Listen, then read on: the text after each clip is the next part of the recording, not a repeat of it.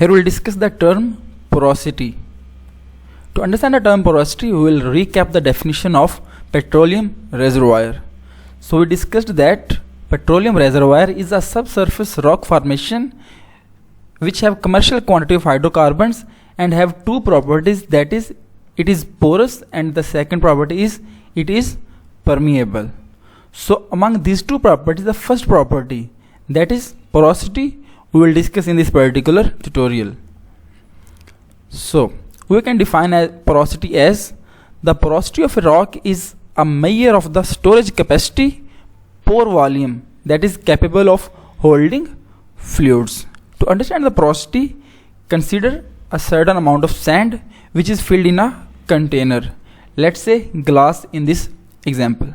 Now assume that this glass is full of sand. Now if we try to add water in this glass, we will see that a certain quantity of water will also be added in this glass, in spite of the fact that it is already completely filled with the sand. Now where does that water has been stored?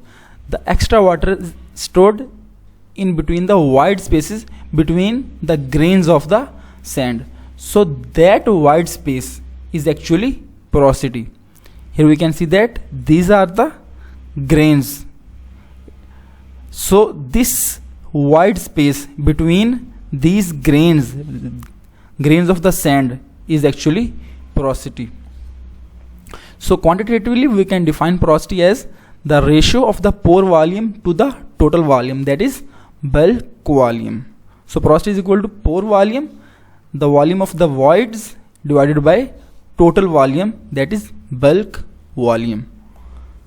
Talking about the types of porosity, we classify porosity on two bases. The first is on the basis of origin and the second is on the basis of pores connectivity. Depending upon the mode of origin, we can classify porosity as primary porosity and secondary porosity. Primary porosity refers to the porosity developed during the time of rock formation, that is sedimentation. And the secondary porosity refers to the porosity which is developed after the rock has been formed due to different processes such as fracturing and dissolution, etc.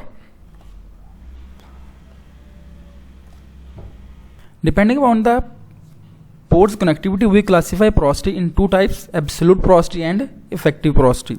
Absolute porosity indicates the total porosity of a rock without considering the fact that pores are connected or not.